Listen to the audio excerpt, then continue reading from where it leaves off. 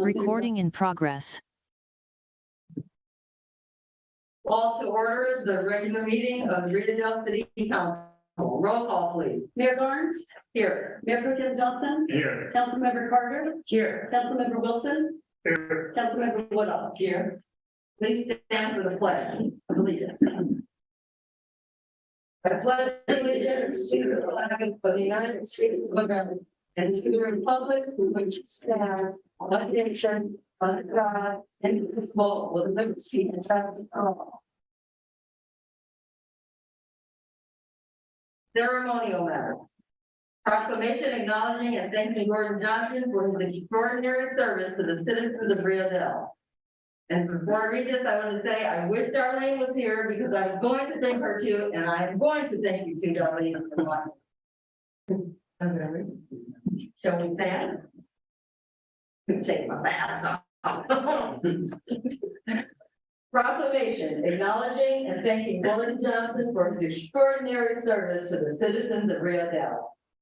Whereas the city of Rio Dell has been a duly incorporated city in the state of California since 1965. And whereas Gordon Johnson is an honorable and hard man with a long history in and around Rio Dell as a professional and a dedicated father, husband, and grandfather. And whereas Gordon Johnson has served the citizens of Rio Dell as a member of the Planning Commission since January 18, 2011, the City Council since his appointment on May 7th of 2013, and subsequent election on 2014, and as our Mayor Pro Tem since 2015. And during his reappointment to the City Council on August 6th, 2019, and subsequent selection in the November election of 2020, with his current term ending with the November 2022 election. And whereas Gordon Johnson also represented the citizens of Rio Dell on various committees, assignments, including the Local Agency Formation Commission, League of California Cities, Redwood Empire Division, and the Humboldt County Association of Governments, where he had provided invaluable expertise and counsel on the Last Chance Grade Stakeholders Committee. And whereas Gordon Johnson brought much value to the council as a former public works director and current civil engineer who has a deep understanding of the need to advocate for investment to the city infrastructure and to expand economic development to set Rio Dell on a more sustainable path and stable financial footing.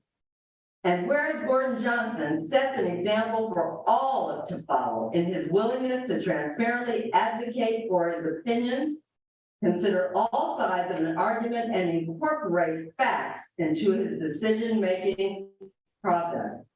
And whereas the City Council of the City of Rio Dell wishes to thank Gordy, as he was known as a young man, for his many contributions to the community, dedication to public service, kindness, and good humor.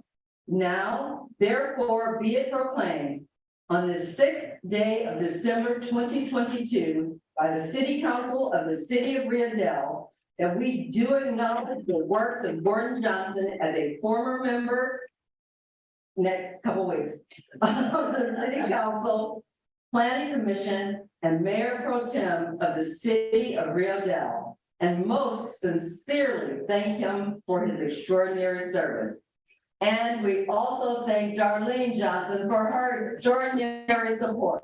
Thank you so very much.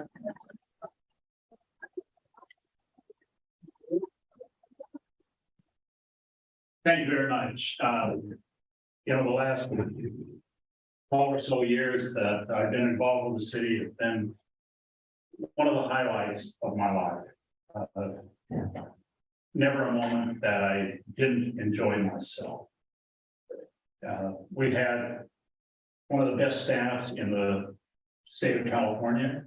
And I know that because I attended statewide League of California Cities meetings for years and rubbed shoulders with a lot of other cities, not only our size, but much larger.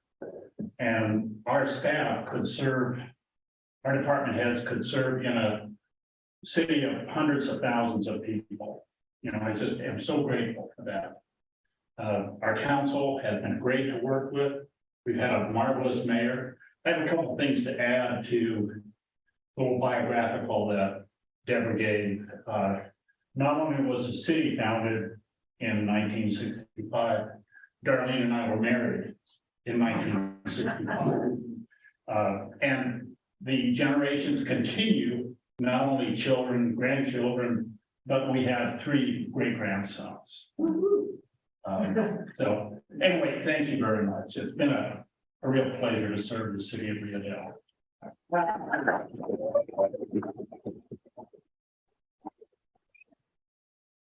Thank you, Gordon. Public presentations. Deborah, may I say something? Absolutely. You can say something. Okay, I just wanted to thank you for your professionalism, your integrity, and brought to this council. You'll miss it. You've served a long time, and it's been fun working with you. Great work working with you. And we have an opening on the planning commission. And, don't hesitate, but you will miss this. You will, because you've done such a good job. Thank you, Gordon. Anyone else wants to say anything? All right. Well, thank you very much, Julie, for speaking up, and yay, Gordon. That's all, yay. Public presentations. This is the time for persons who wish to address the council on any matter not on this agenda and over which the council has jurisdiction. As such, a dialogue with the council or staff is not allowed under the Ralph M. Brown Act. Items requiring council actions not listed on this agenda may be placed on the next regular agenda for consideration if the council directs, unless a finding is made by at least 2/3 of the council. The item came up after the agenda was posted and is of an urgency nature requiring immediate action. Please limit comments to a maximum of 3 minutes. Gentlemen, nothing. Are there any hands raised? Are there any emails? Okay. And we can close public presentations and move on to the consent calendar. Is there any items that the council or council member wishes to remove from the consent calendar? Mayor Garnes, I would call item number 1. Okay. No. Okay, is there anyone wishing to remove anything? Any hands raised, any emails? Oh. So I would ask for a motion to approve items 2 through 5. I so move. We have a motion, is there a second? Second. We have a motion and a second, please vote.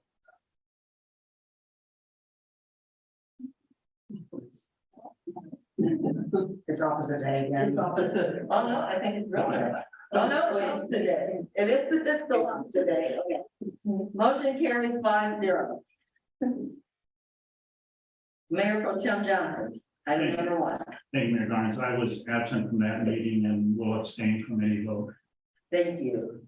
So I'll make a motion to approve item 1. We have a motion, is there a second? Second. Please vote. Motion carries 5-0. You did it right.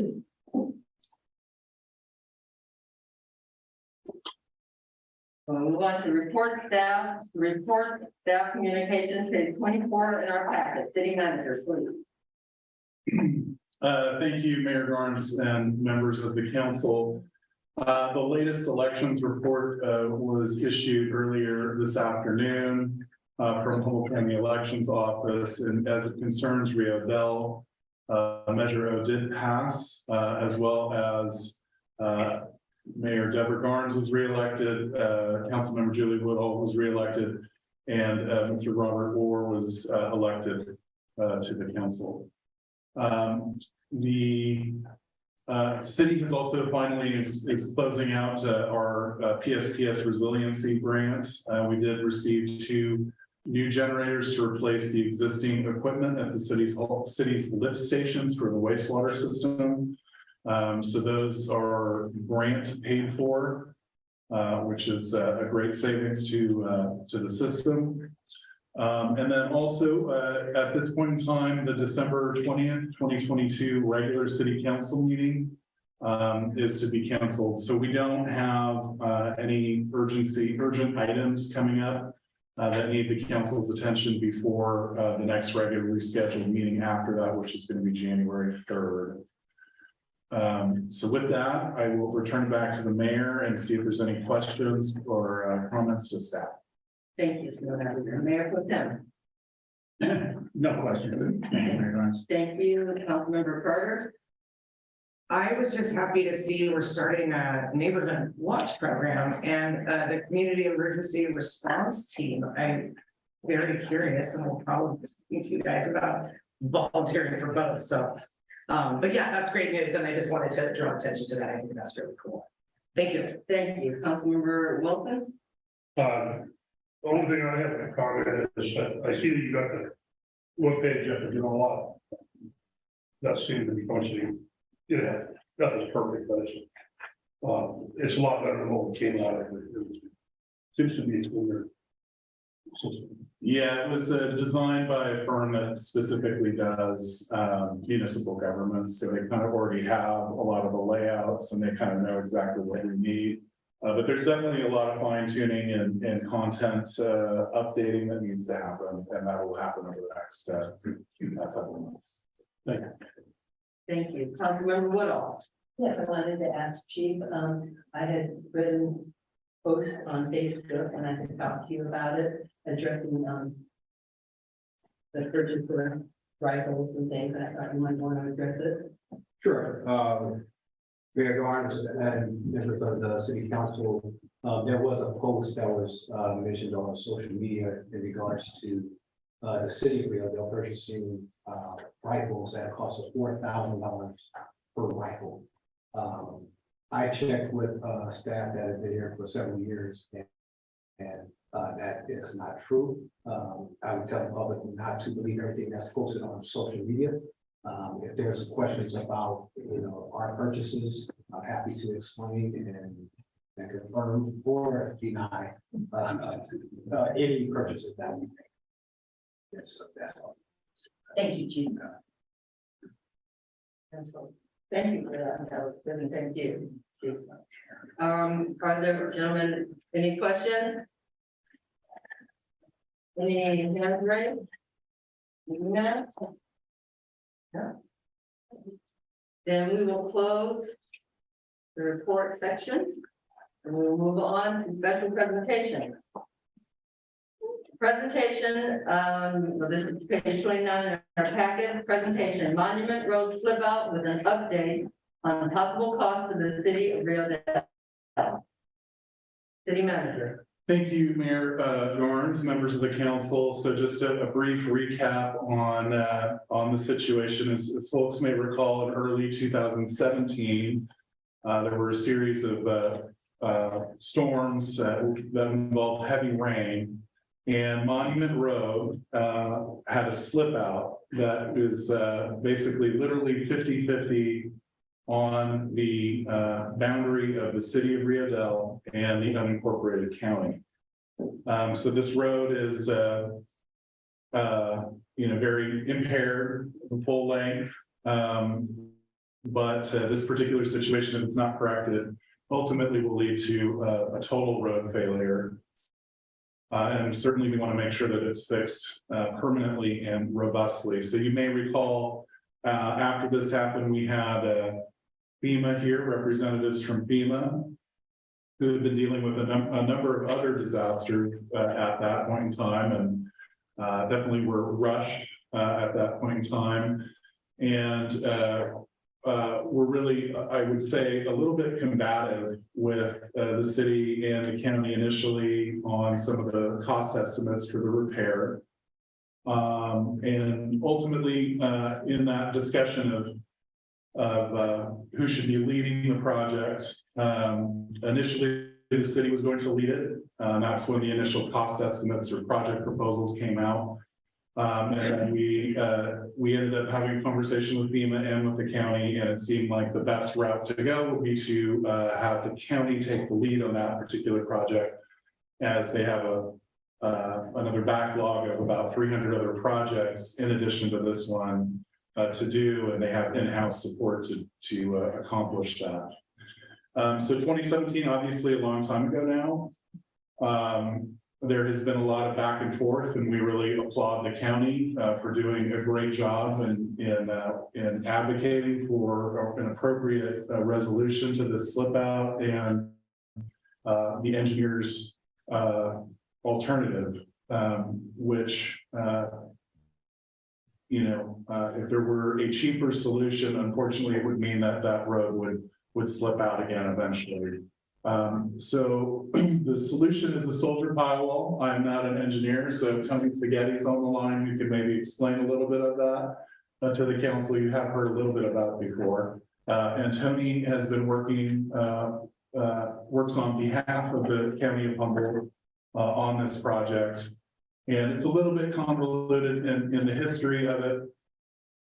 We've attached to your staff report a series of letters from Cal OES and the Federal Emergency Management Agency to try to give a background for anybody interested in the super level of detail involved in the project. But we're at a point now where there is some funding towards the solution from the federal government. However, the local share is larger than anticipated. And so the difference here, and the reason why I want to make sure that the council is briefed on this as soon as possible, is that initially we were looking at, potentially $70,000 to $150,000 liability on the at the hands of the city, or the responsibility of the city, and we are now looking at, potentially somewhere in the neighborhood of $500,000. It could be lower than that. It could be significantly higher than that, but the bottom line is that this slip out needs to be repaired, and the council has confirmed its commitment to making sure that we cover our fair share of the repair costs. So with that, Tony's on the line. I think if he can unmute and maybe discuss a little bit more of this recent development and where we're at. And Tony, you'll have to. Hello, I'm Tony Spaghetti. I'm the Deputy Public Works Director for the Engineering Division of Humboldt County. As Kyle mentioned, we've been working on this project since 2017. FEMA has been difficult to make any changes. So we originally scoped it to put in a mechanically stabilized earth retaining structure. We hired in the meantime, we hired a geotech to come out, geotechnical engineering firm to do some drilling, and they did not recommend, they didn't like the mechanically stabilized earth retaining wall solution. One, it was going to be too tall to get it down to the stable material below the slide. And two, it was unfeasible. It's unfeasible to build because it'll require closing Monument Road. So it would cut off all the residents above the slip out, and there's the road that goes up the hill, the driveway, up the private driveway. So we put together a scope and cost and plans for a soldier pile wall, which was the recommendation of the geotechnical engineer, submitted to FEMA. The first version they denied. They said that the problem was a pre-existing condition. We filed a second appeal to that denial, showing that the ground there wasn't a pre-existing condition, that the road failed due to the storms of 2017. We then heard back. We just got the result back from that second appeal, November 2nd, where FEMA has partially approved the project. They agree that the the Monument Road didn't have pre-existing damage, that the damage was a result of the 2017 storms. However, they still will not grant a scope change from the mechanically stabilized earth retaining wall to a soldier pile wall. They said that, so their conclusion was that they would increased the cost estimate from $400,000 repair the initial one, which was just to get the sort of, we just put it together real fast just to get the project in the works. So they increased from $400,000 to $2.3 million to build the MSE wall. However, they said that if we want to build the soldier pile wall, they will cap the project, meaning that FEMA will fund up to $2,359,000, and anything above and beyond that will be the responsibility of both Humboldt County and the city of Rio Dell. We can't build the MSE wall due to the feasibility that I don't see an alternative for the private road that runs up the road there to get those residents in and out, and the residents that live above the slip out there at post mile 0. It would just be a very big inconvenience to have to drive out in the toll road. So I think, as Kyle said, we determined that to fix the road, it needs to be a soldier pile wall. I have an engineer's estimate for $2.3 million. The costs that doesn't include are the contingencies, any unforeseen contingencies, and then also the construction engineering and the preliminary engineering. So that all comes out of the $2.3 million that FEMA approved for the project. So as Kyle said, that we could be looking, I ran an analysis, it could be up to $500,000 over that amount. Now that would be a cost that's shared between the county and the city. We have an MOU that we have in place that defines what those cost shares are. FEMA funds up to their percentage, and then Cal OES funds up to their percentage, and then the county and the city would share the costs after that. We are working with GHD, the consultant we hired to design this project, to look for some cost reduction. We could see about $250,000 in cost reductions. However, with current pricing and inflation, when we go out to bid, we could see a significantly higher prices for stuff that we have currently bid.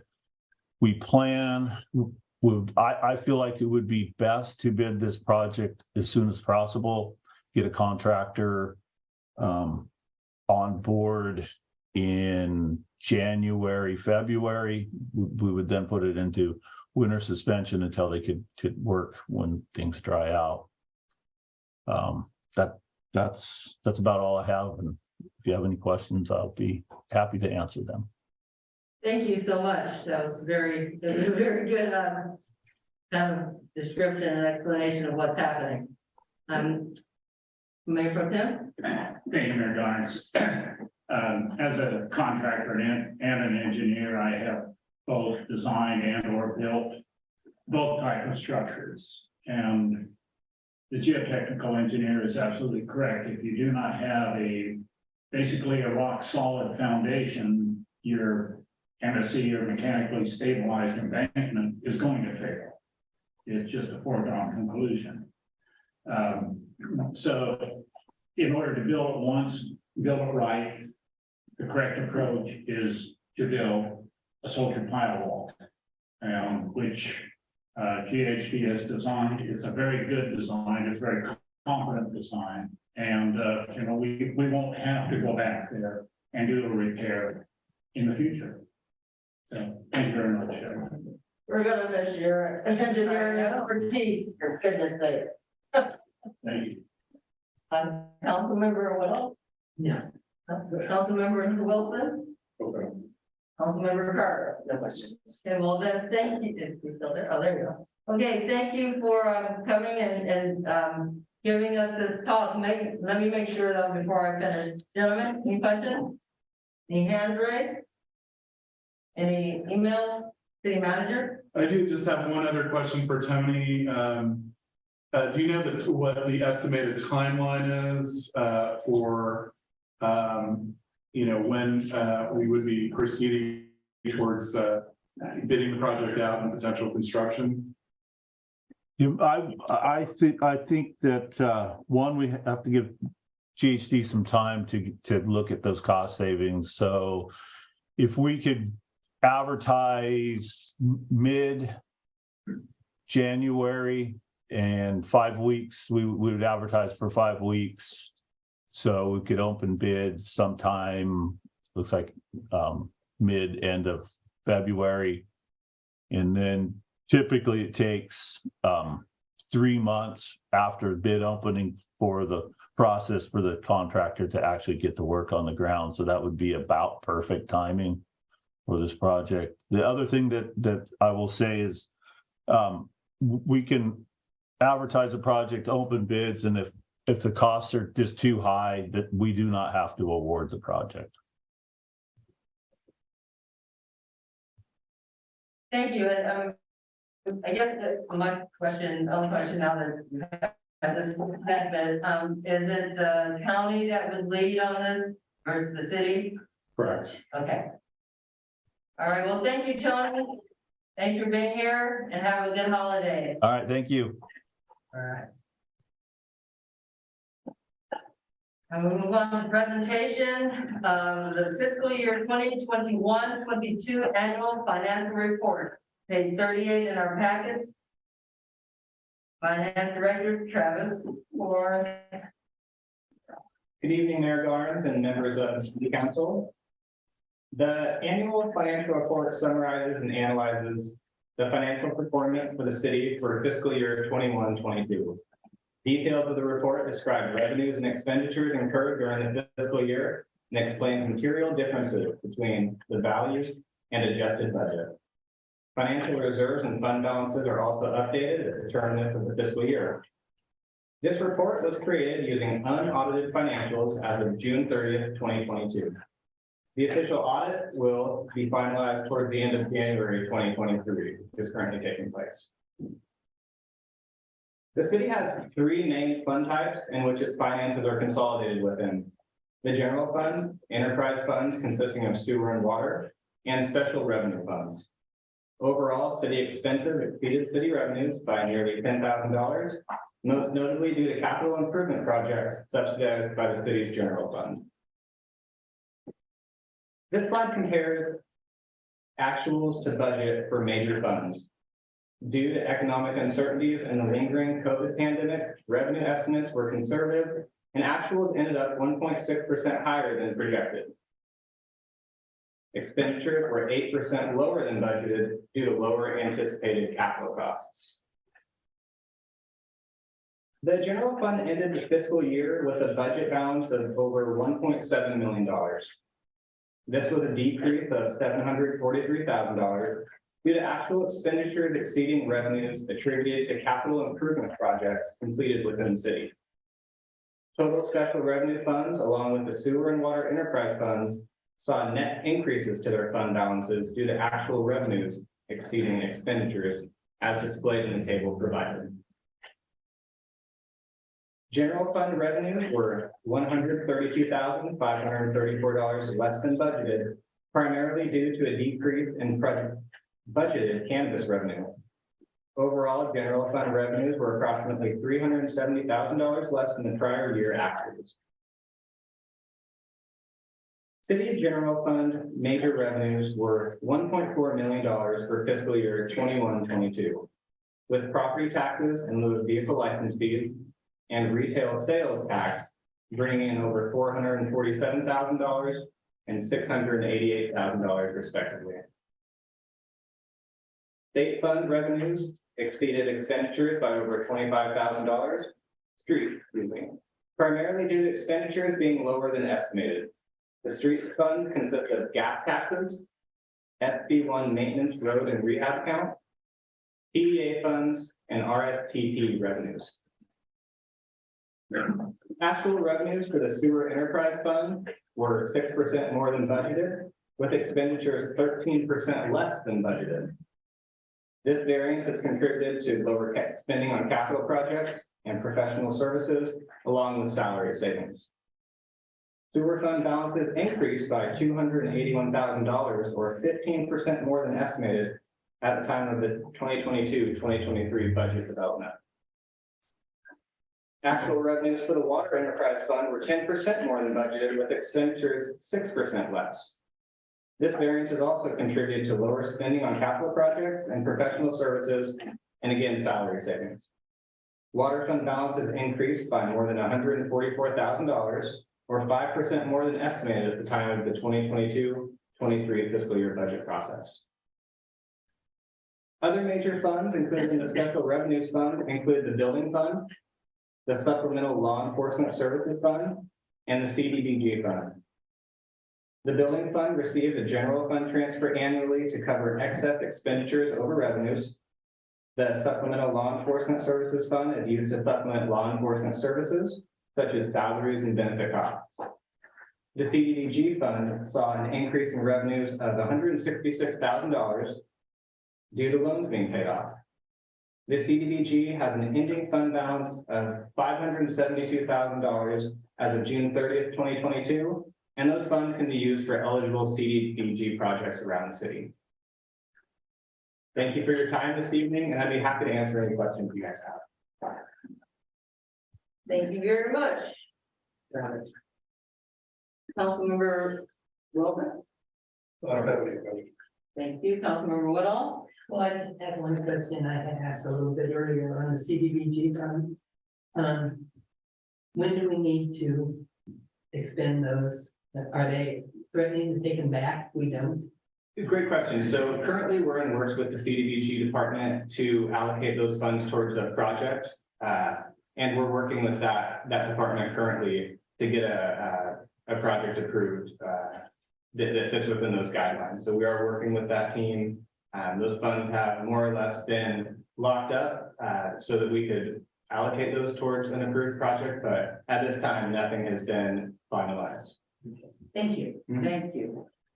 Councilmember Carter?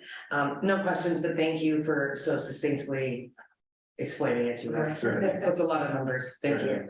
Mayor Pro Tem? Thank you, Mayor Garnes. Just a couple comments. This last year, the city invested over $500,000 into street program, and we did not receive the cannabis tax that we anticipated, and our reserves went down a little bit, but our reserves are there primarily to shelter us in a rainy day, but also to invest in the city like we did with our streets. So reserves are down a little bit, but it's very helpful. Thank you, Mayor Garnes. Thank you. Are there any questions? I got a question. Absolutely. Come forward, please. Your name? Jonathan Brodier. Hi, Jen. Hi, so I hear there's some, you got some excess money in the sewer and the water for profits. Is that what you just said? So was it $281,000 for sewer that you had that you had profit? In the fund balances. In the fund balance, right, okay. I'm just curious as to where that money goes. Does that stay in like for sewer improvements in the future? Or, I'm just wondering, I'm just curious because, like, I know there's a lot of fees for like late people that have their late, it's lowest income, have the hardest trouble paying the bills. And it can be very excessive. So I'm just thinking that's like a lot of money. So I'm just curious as to how much of that was from late fees. And then what kind of services are available to help those type of people locally? I mean, To answer your question, the excess is used for capital improvement projects and to cover those excess costs. Right. Late fees, as described in the Prop 218, are going to be used to offset discounts for sewer and water at the end of the fiscal year when all that's figured out. Oh, okay, so you just do general discount across the whole board, you don't do just, is there like a low income type of thing for people that are behind or something, or? So the proposal is for a program based off of the PGD CARES Act Right. to for those who apply for the program. We're still in the process of developing that, but we hope to get it out before the end of the fiscal year. Okay, all right, I'm just curious, next. Thank you. Are there any hands raised, any emails? Well, thank you, Travis, that was very good, very succinct, I appreciate your time and effort. We move on to special ordinances and special resolutions. The second reading by title only and adoption of ordinance number 396-2022, amending chapter 15.05 construction codes, section 15.05.020 of the Rio Dell Municipal Code, page 54 in our packets. And the community development director is not here, so I'll leave you. I will take it, Mayor. Garnes. Thank you, Mayor Garnes, members of the council. So as reported at your meeting on November 15th, 2022, every 3 years, the state adopts a compilation of building regulations referred to as the California Building Standards Code. The code that the state of California sets is like a ceiling that all cities, counties, jurisdictions have to adopt. The only real discretion of the council in this matter is if you want to create more restrictive building codes, but you cannot have less restrictive or waive certain requirements in the building code. So the code becomes effective January 1st, 2023. And so this is a pretty standard item that every 3 years we have to visit. And we did have a first reading of this item again back on November 15th. This is the second reading. Staff is recommending that we open the public hearing, receive public input and deliberate, and then adopt ordinance number 396-2022. With that, I will do my best to try to answer any questions the council may have and go from there. Thank you. Councilmember Carter? No questions. Councilmember Woodall? No, I had asked. Mayor Pro Tem? No question. Thanks. Councilmember Wilson? And I have no questions. Any gentlemen? Any hands raised? Any emails? Okay, then I will ask for a motion to adopt ordinance number 396-2022, amending chapter 15.05 construction codes, section 15.05.020 of the Rio Dell Municipal Code. So moved. We have a motion. Is there a second? Second. We have a motion in the second. Motion carries 5-0. Thank you. And now we'll move to our final item, discussion on the police department restructuring, page 60 in our packets. City Manager. Thank you, Mayor Garnes and members of the council. So back on Tuesday, October 4th, 2022, at the suggestion of Councilmember Johnson and by consensus of the council, staff was directed to schedule a study session looking at the police department. So without going into further detail, the chief of police, Greg Allen, is here to give a short presentation and then open it up for what we hope is a conversation. All right, thanks, City Manager, Mayor Garnes, City Council members. Again, thank you for allowing me to brief you on the possibility of adding an additional police officer position. In the packet that I presented to you, I listed 10 reasons, 10 benefits for adding that position to the police department that would benefit the community as well as the department. Each of those 10 benefits comes back to one idea, and that's the idea of safety, the safety of the community and the safety of the officers who are more than likely working by themselves. And just to show you, as far as our staffing currently sits, we're allocated right now for one chief of police position, one sergeant's position, 4.25 officer position. 3 of those 4 positions are currently filled. Hopefully by the end of the week, I will be offering a conditional to an applicant to fill that 4th position. We also have 1 reserve officer. And then former chief of police Jeff Connor is working as an administrative sergeant who's handling administrative details at this time, as well as coverage for shifts.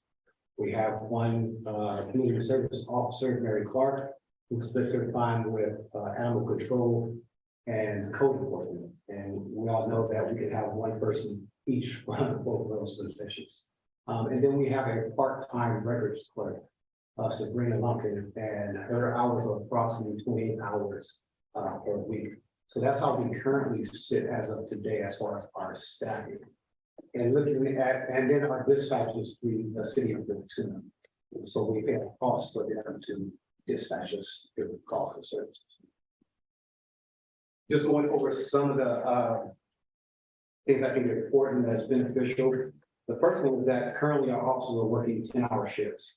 And so what that means is that 20 hours of the 24-hour period is actually covered by somebody physically in the city of Rio Dell. That tells you that 4 hours of the day, there's nobody physically here in the city to cover. Although we are responding to those calls for services, you know that if nobody's in the city, that's an extended time to get to that call for service.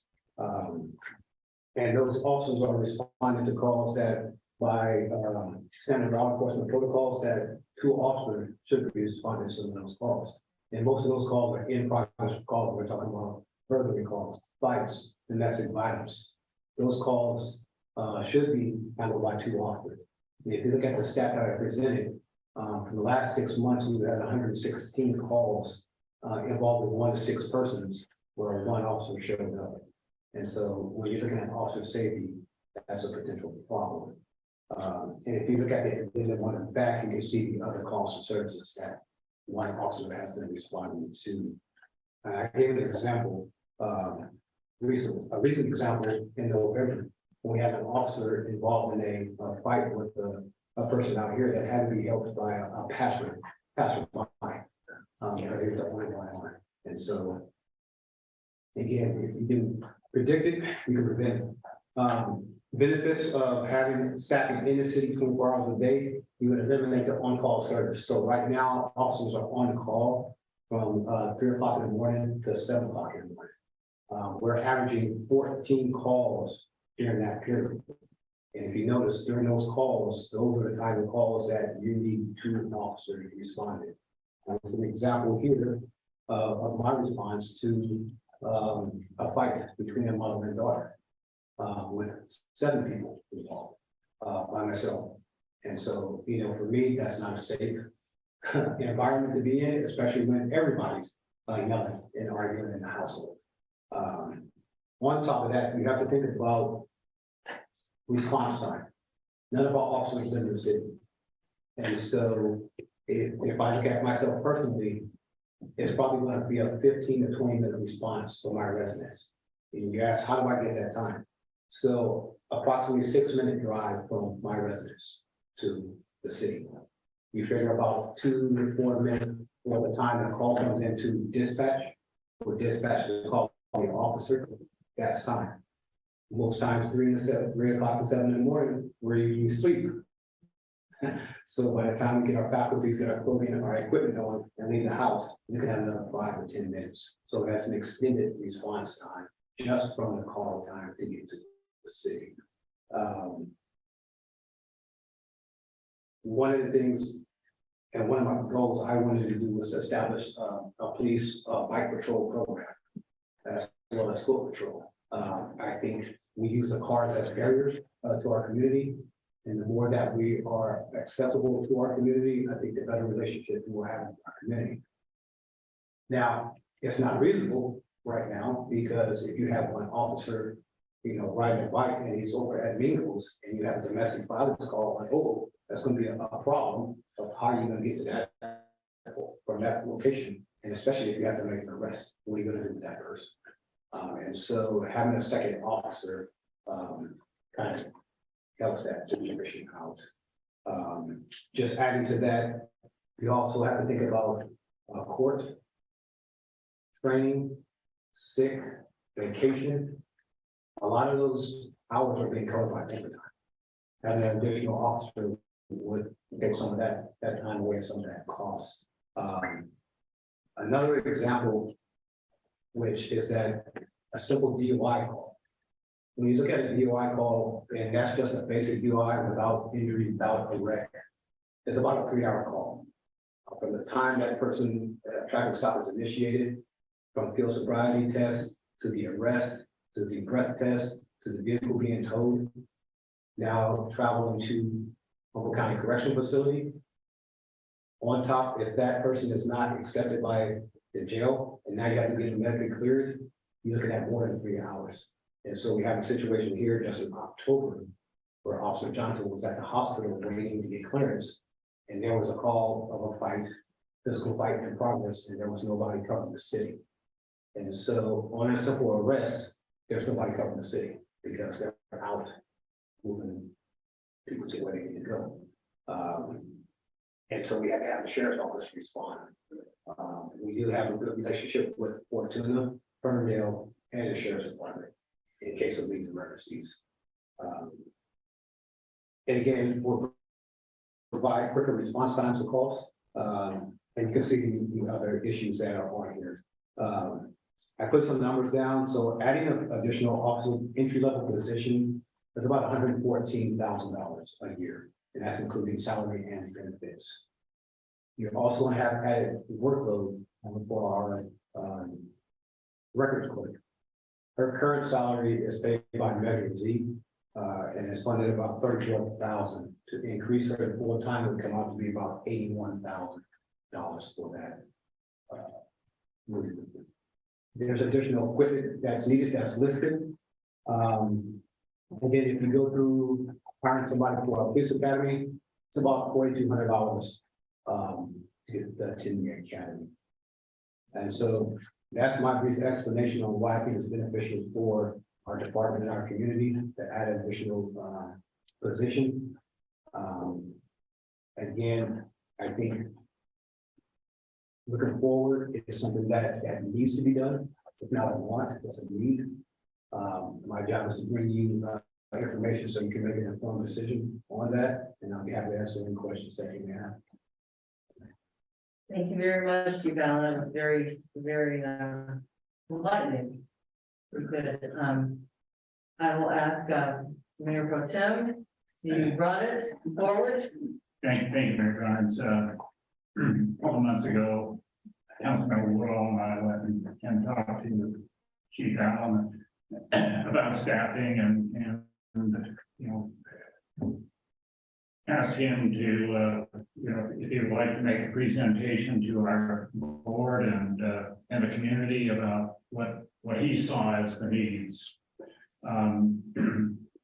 Our son had a good friend in high school, Anthony Pertain, who was raised here in Rio Dell, part of the Pertain group. And Anthony just retired from being a deputy sheriff, Trinity County, and he was at Hayfork. And Hayfork can be a rough and tumble community. It's unincorporated, and he represented the law. And he said, towards the end of his career, said people just wanted to fight or run. And he said, I was getting too old for that. And I thought, Anthony, you needed a dog. That a police officer dog to help you out. And we talked to the chief about that, and that might be something for the future down the road.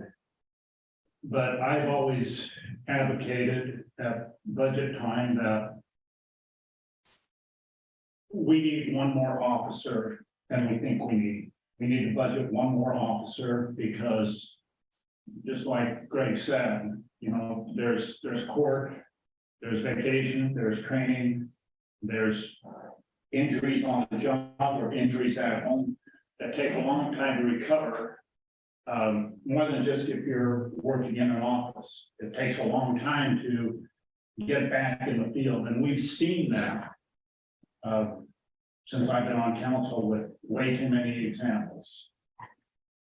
And, you know, probably the toughest one was for 6 or 8 months, we just had a chief and a sergeant for the whole community for months.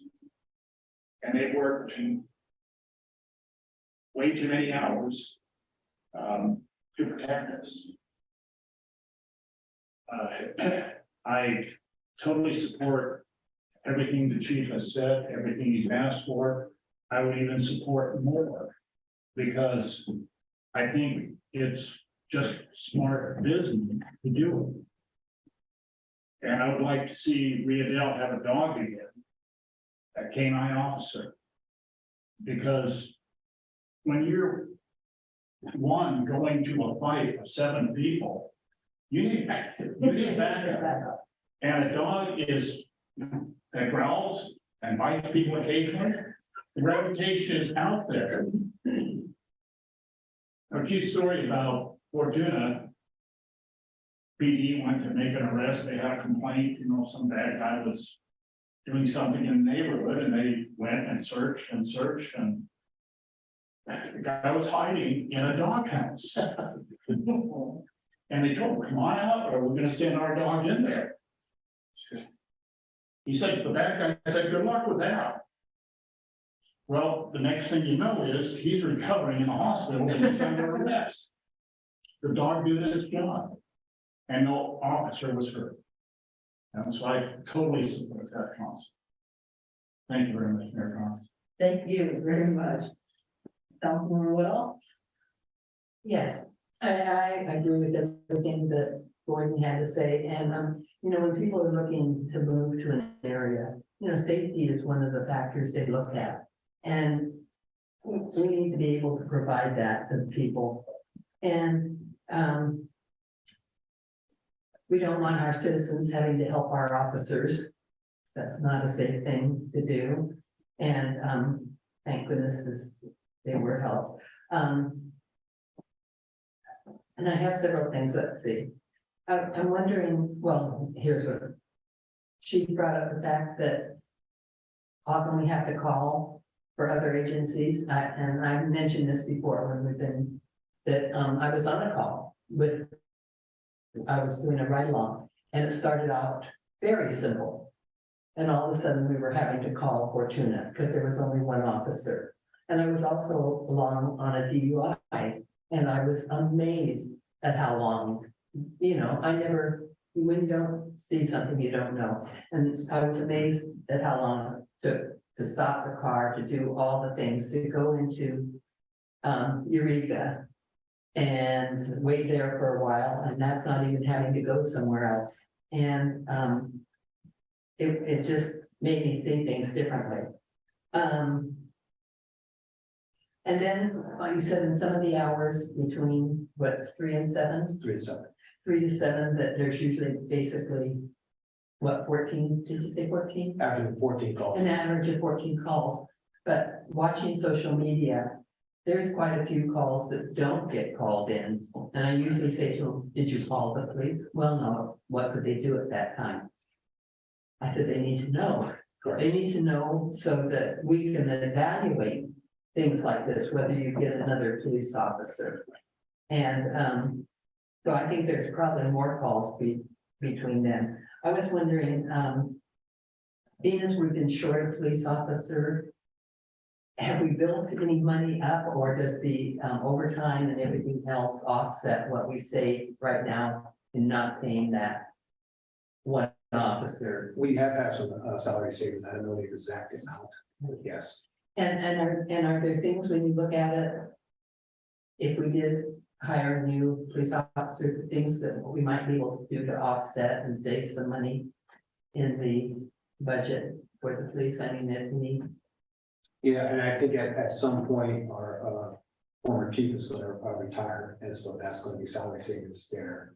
And it all depends, you're still gonna have costs. I'm not saying all the overtime is gonna go away, and that's not being realistic, because you still have officers that's going to court. The production is going to increase, because you're gonna have more eyes out there doing law enforcement.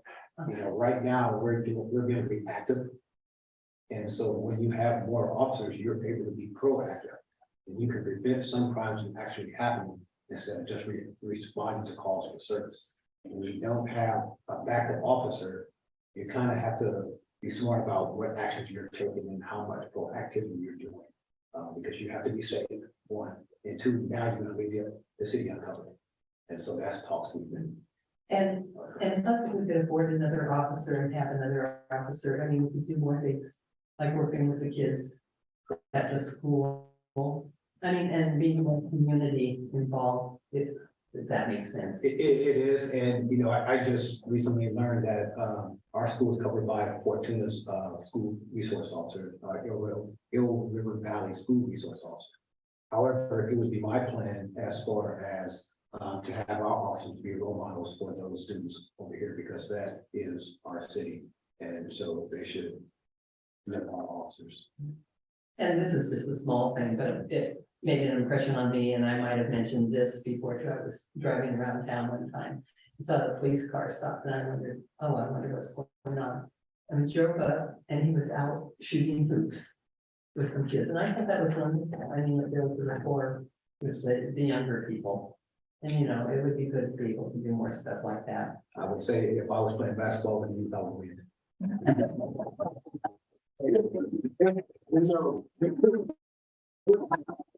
So anyway, I'm really do something about this. Thank you, Councilmember Wilson. Yeah. I do support them, and officers, but, part of the reason, if I believe you might have said it, I didn't hear you, but when we asked, Chief Connor about this, his focus was one to maintain, officer retention. How are we concerned on that? How is that affected? Great question. Realistically, when you look at policing, sometimes it's about money. So we can't compete with the bigger agencies when they're providing signing bonuses. And so some of our officers have expressed possible leaving, knowing that I have a lot of people interested in working here. And so it's a constant cycle of one, trying to keep people happy and healthy, and making them want to come to work. Sometimes the job is very depressing, because you think about it, that we're going to calls on people's worst days. And so that's our constant day. And if you have somebody that's overworked, they're going to have a chance to leave. And so adding an additional officer is going to allow people to have that break. And one, it increase their health, increase their likelihood to not, do something bad out there. And so it's a constant cycle of trying to keep people here. I think we've done a good job so far. However, I can't promise that people are going to stay. There's been some talk of people leaving, but replacements are right around the corner. Are we typically down one officer most of the time? We've been down one for a while, yes. And that's, and I know what you do, people that do it, and there's a lot of, it's a special person to do what you do, and I respect that. But some of the stuff that's gone on in the last years with the abuse of law enforcement, not, they want to save the world, but they don't want to essentially, I don't want to use it long term here, they want to fund the police to have them here to do things. And then there's also the competition that because the bigger agencies can pay a lot more, they can come here and go to the CR and get do the academy. And I knew that the fellow that was formerly the head of that before he retired, and they were down to less than half during a lot of this downsizing of the pre-pandemic, but people just weren't going into it. And so there's a huge competition. Eureka has just a lateral, step over to the police department for being on the water maintenance, mowing lawns, so, I think it's around $25,000 lateral bonus, just to step over there, and they'll fund the academy as well to do that. Correct. So, and I think one of the things that we commonly, right on the speech, I know I get is the comment on, we want to add another one, at least open the cap up so that we could have another officer. But we still have to, if they're still leaving us, and we don't have them. If we're down one, then we know we put a cap, we add the cap skinny so we can have two. So now we're down two. Yeah, and so it's, I guess that's why you get the big bucks to be a chief, is to try to figure out a way to bridge that gap and to do stuff more as a small town in regional or city is coming up here. I mean, the image I think of Rio Dell has risen considerably over the last decade. I know with all the comments that I hear about the look of it, the feel of it, the town is really a lot better. And stuff I know of in the past, I mean, we had some weird crimes. Yes. And we still have, there's still drugs. I mean, you take it off the street one day, and it's there the next, it's right back on the street. Correct. So, yeah, I guess what I'm summing this all up to is I support what you're doing. Do we need to add another police car to this vehicle?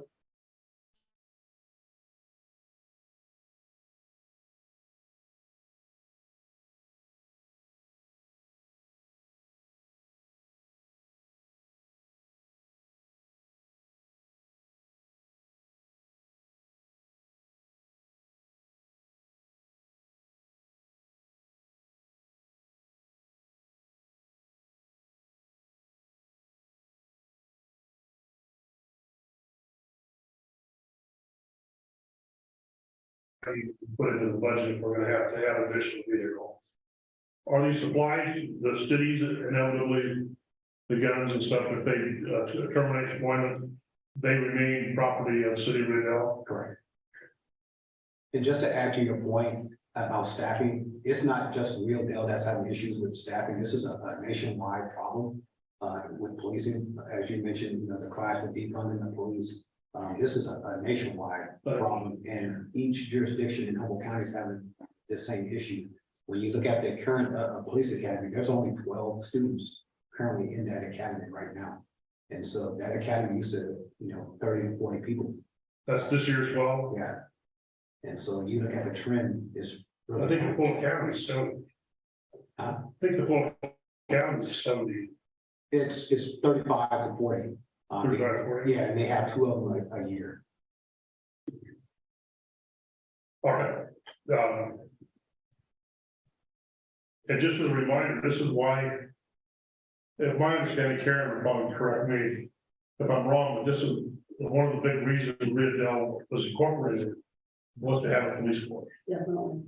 And so we, Trinidad had a police force, Blue Lake had a police force. Ferndale, we got a phenomenal, there's some funding that comes to Ferndale through other means and stuff, and that's what they do, but a lot of these smaller communities have lost out on the police force. And so they're relying on the county sheriff to come. Correct. Bail out, and if we had to rely on the county sheriff, nothing against the county sheriff, but it would be a lot longer wait to get somebody trying to kick your door in or correct, doing stuff that they shouldn't be doing. Correct. So, anyhow, I support your proposal. Thank you. I appreciate this in the long term. Thank you. Thank you, Councilmember Carter. Thank you. Most bases have been covered. Thank you, and everything else. I'm also very supportive of this idea. Without a police department, we are not really a city. And I really liked what you said about getting out of the vehicles and having more face time with the community. And I watched you do that at Wildwood Days, and it was really nice to see. And I too would like to see our police department move in that direction. So yeah, I'm very supportive of this. Thank you. Thank you. I am too supportive of it. I love the canine idea. I love the bike idea. And I love the idea that we have enough coverage that people can actually have time to do other things and have backup. And that's just supremely important.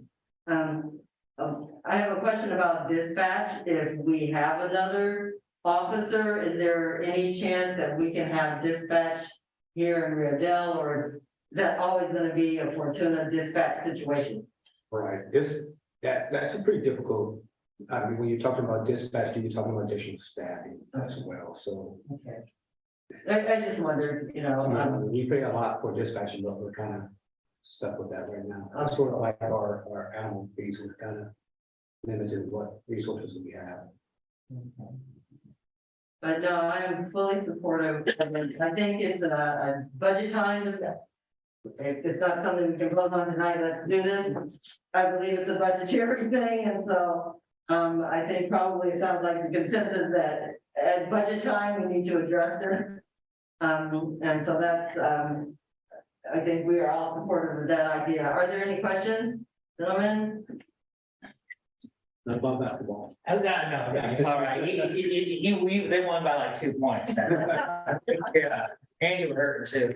So I don't know, just a couple thoughts, like, you get one extra officer, now you've been down one, right? So maybe it's like you're getting 2 per se, because like Bushane's been out for a while. But then I don't know how you go from having all those hours of not being able to cover, then to be able to have 2 officers on shift. I think, of course, that would have to be looking at, hours and shifts. That's just something in my head that pops up, how you would add 1 officer, cover that, and have 2 people that have 24-hour coverage. Just seems like you're stretching and still pushing people to the brink. But on another note too, we did have a meeting with Kiwanis also, and he brought up having a bike, and I've had a dream of doing a lighted bike parade in town that we would do with the kids. Get them lights for their bikes as a safety thing. We could do helmets, not that they're going to wear them, but we could at least get lights on the bikes. And then the officers could have their bike, and we could do a little bike parade that they do kind of in these larger towns nowadays. And it gets the officers out there. Obviously you're not riding your bike at a night shift. That's when you got 2 people on. It's like a daytime type of just community interaction thing. But just a heads up on that. That will be happening this next year, hopefully. Be like maybe like a Friday night little thing or something. So Way to get that in there. And we all want to support that too.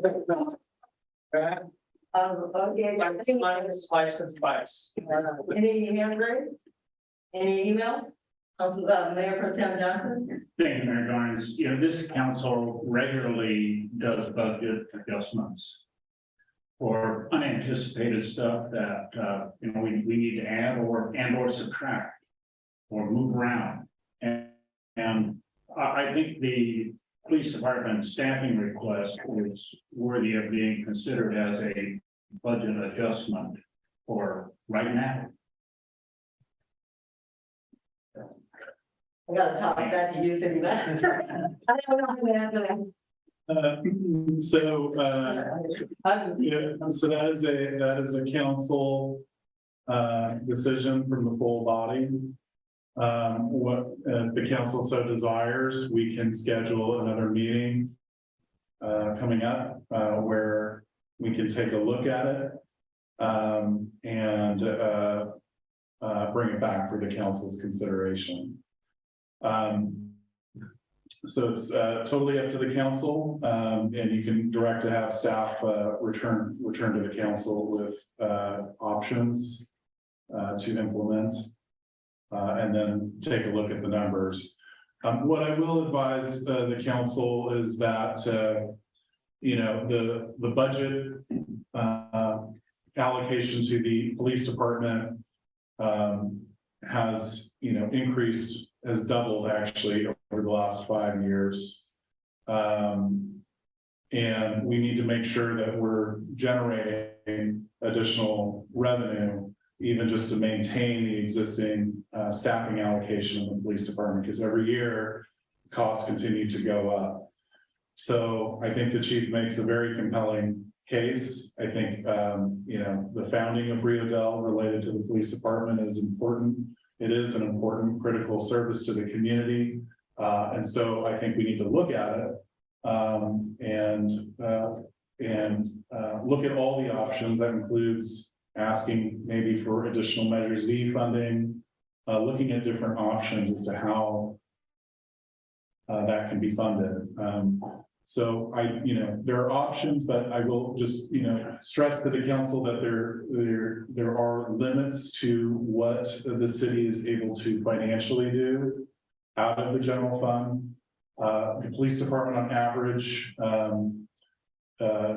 uses about 65% of the general fund. So that's a little on the high end of general fund allocation, but generally police departments consume about half of the city's general fund budget. The council has added an officer position, I think it was 2 years ago. We also added the community services officer position. The council has approved a residency incentive program. And the council has made major investments in modernizing equipment and software. And so all of those investments were absolutely necessary. And this is, I think, really the most critical issue surrounding the city is the maintenance of an effective police department.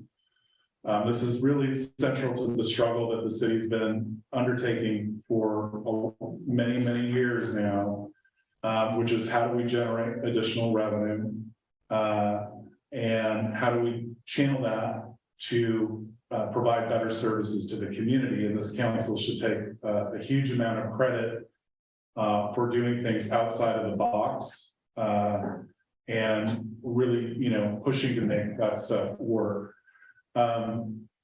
So I think if the council so directs, staff would be happy to return to take a look at this. Ultimately, it will have to fit into a roughly balanced budget. There are high vacancy rates in police departments. And so the council may have to become comfortable with passing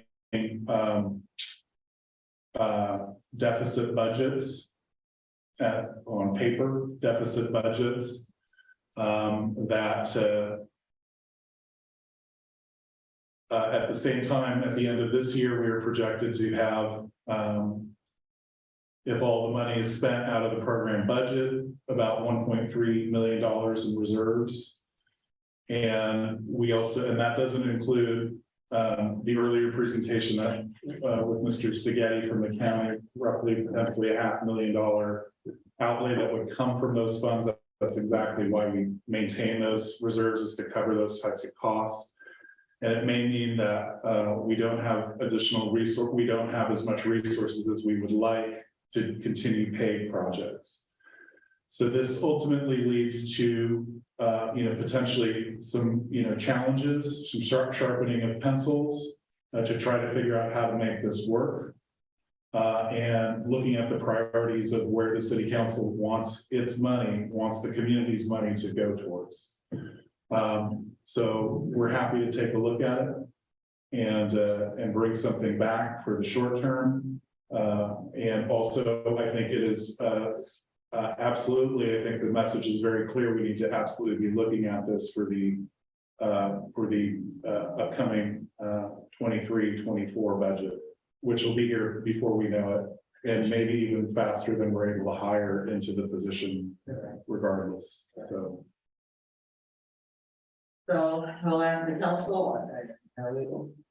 Oh, I think that it can't hurt to take a look at it, and the more knowledge we have on the whole thing, the better decisions we can make.